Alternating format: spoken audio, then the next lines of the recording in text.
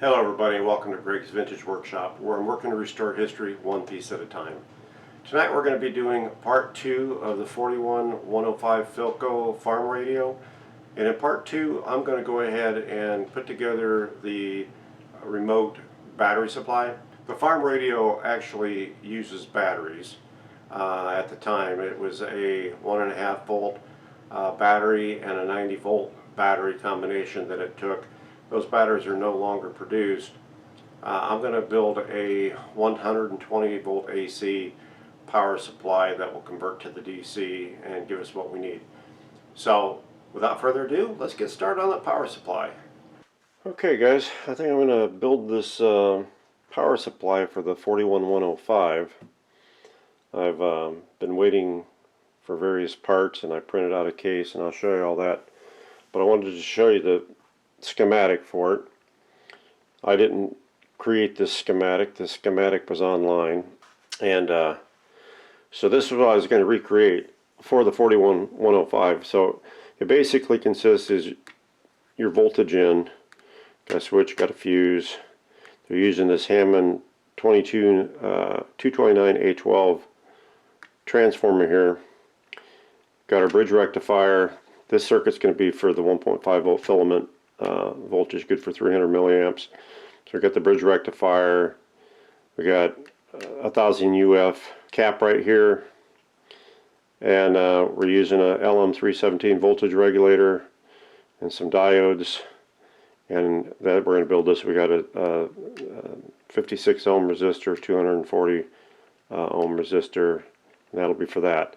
Now this one is for the optional buy supply, which I'm not building this in the mine. I was originally going to build this in the mine, but when Bob, you all know Bob, found out that I was going to build this, he actually had decided he was going to create a board for it because he thought it sounded like something good for their electronics site that they're selling devices at.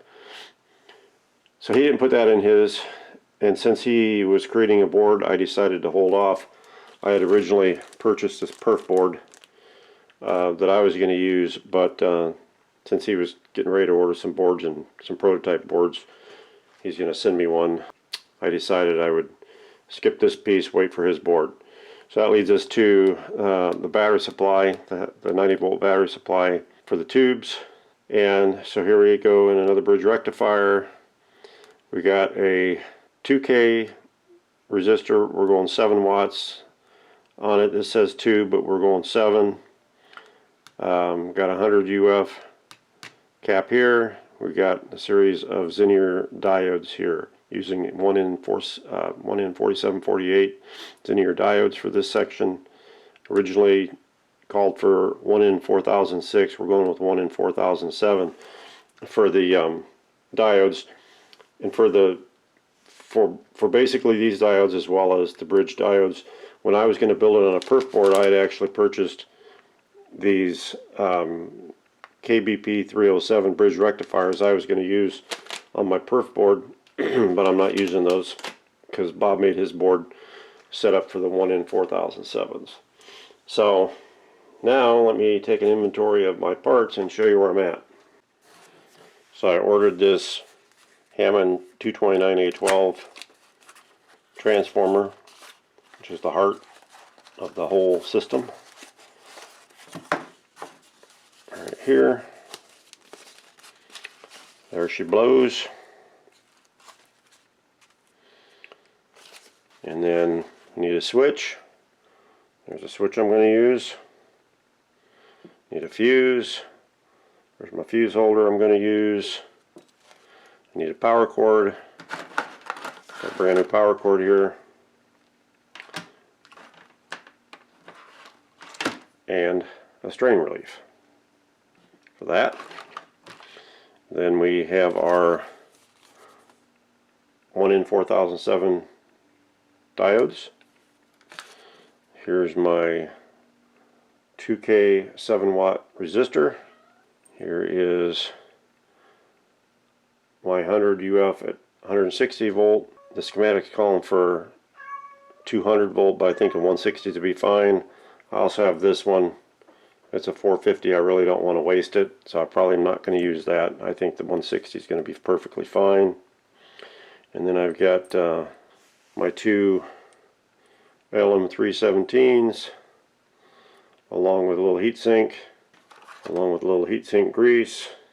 I've got my half watt 56 ohm. There's my 240 ohm. Actually, I take that back. This is my 56 ohm, and this is my 240 ohm. I only had 1 watts. I only needed half watts, but I only had 1 watts in the 56. I had half watts in the 240, so I got those. Here's the Linear diodes, the 1N4748 diodes. So, looks like I'm ready to go. This is my perf I was originally going to use. Let me get Bob's board. Alright, so I'm going to prep these heat sinks. I'm going to go ahead and cut these legs off because I'm pretty sure that Bob didn't include holes for the heat sinks on his board. So we'll take those off and we'll go ahead and get these on. Put a little bit of heatsink grease on there, like that. Take a screw and put through here. You don't want to get this heatsink grease on you because it is a mess if you get it on you. It gets all over your clothes, it gets all over everything. I'll put that in there like that. Hopefully I'm on screen with you guys. I'll do the second one, so if I was out of screen on this one, we'll see the second one. I can't do what I'm doing and look at my screen at the same time apparently. So let's screw the screw down.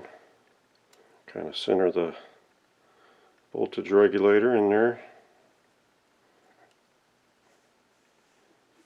I'll get a brace for myself here. And there she is. There's one. Alright. Okay, so Bob had presented me with the dimensions of his PC board. So I went ahead and printed up this ventilated case to put it in. Got good ventilation holes in the side. And then on the back, so I drilled a hole for the power cord and the strain relief, drilled a hole for the fuse, getting ready to drill a hole for the switch. On the other end, I've already drilled and installed a tube base, removing the pieces that I needed to not be in there, and got the male Amphenol connector that'll plug into there. I went ahead and left all the legs on here. I was thinking about pulling them off. I only need 4, but decided that it was giving me a good insertion. I'm going to be using the 2 heater filaments for the 300 milliamp circuit and the smaller 2 for the battery 20 milliamp circuit. So that goes in there like that. That's going to be my rendition of the original smaller 4-plug battery connector. So that's ready to go. So what I got to do now is just drill this hole here for the power switch. So we'll start out with a pilot hole.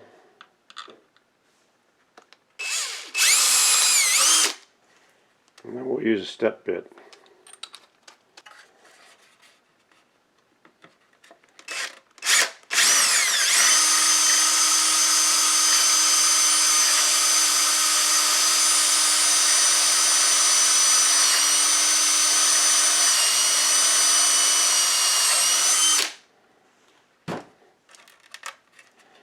Kind of stop along the way here and take some of the plastic out.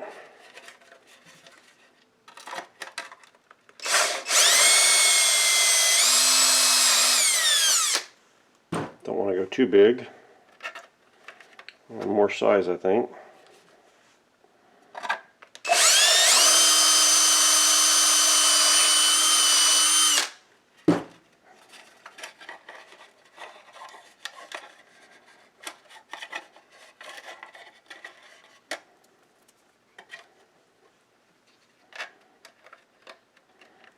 Yeah, I might have to go one more size. I hope I don't make it too big. We're going to try and go one more size.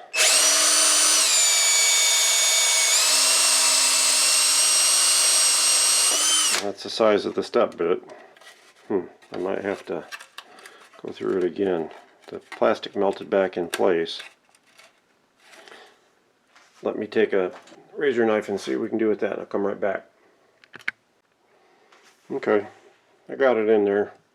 I had to finesse it with my X-Acto knife. I had to actually make a little notch right here for the switch. The switch has a notch on it. And there's a switch. There's the notch. Right there sticking up. So hopefully my notch isn't so deep that it shows up. I guess if it does, it does, but it should fit now. I'm not going to push it in until I get the board pretty much populated. But this is what it's going to be. I'm going to show you the lid. So here's the lid. Bring the lid out, print it with the tab on each end so that once it's all together, I can put the two tabs inside the box like that, and then I got a screw that goes in each end, a little black screw. Now this is a double print. It's the print with the hole in it, and then the print with the grill. So my ventilation is on the sides and the top. And this is actually a two-tone print. This isn't a black print with gold marker on it. This is actually a black print, stop the print, and finish the print with the raised letters in gold. So I think it's pretty cool. I can't take full credit for that because Bob sent me the file. There's actually online a file that has all different, like 50 different sizes of grills and stuff, and then you can customize it with your own stuff. But gonna make a pretty cool power supply. All right, the box is done. The box is ready to receive the board. You see the standoffs in there for that. So now let's get that board populated. Alright, so this is the battery eliminator PCB that Bob had made, and it's very impressive. This is why I was willing to wait for it versus building on the perf board, because I know what beautiful work he does, and this is just going to be so much cleaner. And of course he had provided me the dimensions already for it, so it fits my power supply printed box like a glove. So I'm going to start populating this. We'll go with the low hanging fruit first, the diodes and the Xenier diodes. So I'm going to start doing that and I'll bring you back. Okay, I got all the diodes for the 1.5 filament supply all on there and soldered in. Let's move on down to the ones for the 90 volt right here. Okay, so I'm getting this board populated. I've got the Xenier diodes in for the battery supply. I've got the bridge rectifier diodes in place for the battery supply. I've got the 2K. I was originally going to use that 2K 7 watt. Bob sent with the board the 2K 5 watt, said it was perfectly fine, so I used what he sent me. I've got the regulator installed for the 1.5 filament voltage. So really all I got left to populate is going to be both caps and the transformer. So I'll get that done and we'll come back. Alright, there it is, all populated. So I added a 47K bleeder resistor here between this Xenier and the 2K so it bleeds the power off quicker and it's not sitting there at 90 volts for so long. So now that it's populated, all I need to do, well, I also got a 0 ohm resistor right here to connect. This is your choice between the 90 volt or the 45 volt. That's where you put your tap. We're using the 90 volts, so that's why I've got the 0 ohm there. So all I need to do is put some input wires here and some output wires here to my socket there, and put some power to it. I'll probably put some power to it before I put it in the case, so I'll bring you back to that. Okay guys, so I've got it plugged into the Variac. I got the Variac at 123 volts AC because that's about what my systems usually run around my house. I just soldered the cord straight into it for the testing, and then I've got leads soldered into the board, and one of the leads is actually the filament voltage is connected to that meter there, and the battery positive voltage is on the meter over here on the right. So at 123, we've been sitting here for about 15 minutes. Now granted, I don't have it loaded at this point, but right now, I mean, transformer's perfectly cool, caps are both perfectly cool. This 5-watt resistor is slightly warm to the touch, but as you can see, I'm not burning my finger or nothing on it. The voltage regulator is cool to the touch. So I guess my next step is going to be put it under load, see if I need to change anything. We'll have a look at it in a little bit. I'm going to let this sit this way for another 30 minutes or so and make sure nothing changes. But right now it's looking pretty successful. So okay, so I've got the power supply board all mounted in the printed cabinet, and I've got everything wired up as far as my fuse, my switch, and I've got the filament winding supply wires soldered to the tube holder, and I'm getting ready to solder these two right here for the battery supply, the red and black. So let me get you set up on a tripod so I'm not holding it, and we'll do that. Alright, let's get my mirror where I can see my down here. Let's see what we can get done here. Let's go with this one first. I get enough solder in my hand I can get it down there.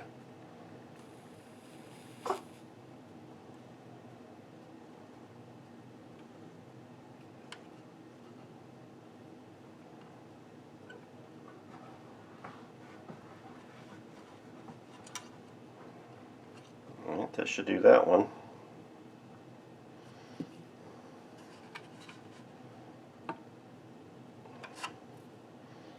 And let's get the other one.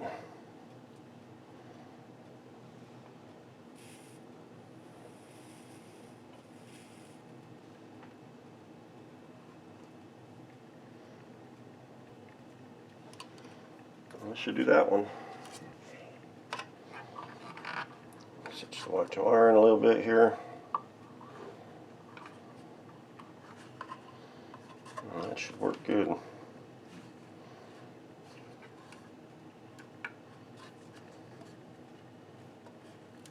Oh, looks good.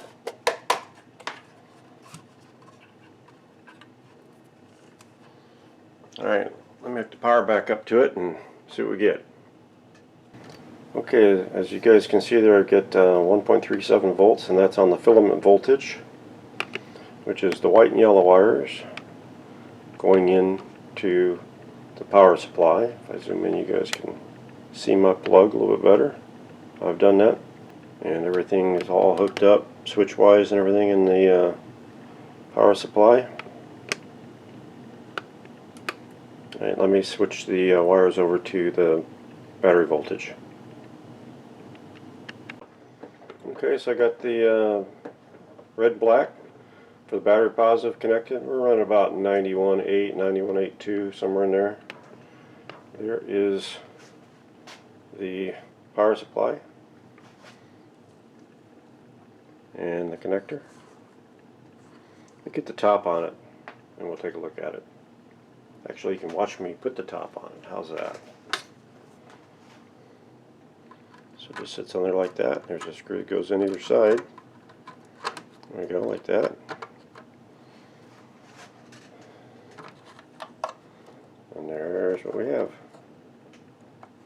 That's this other side. The switch, the fuse, and the cord going in.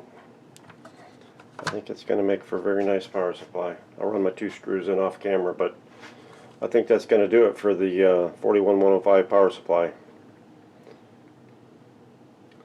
Thanks for watching Gregg's Vintage Workshop.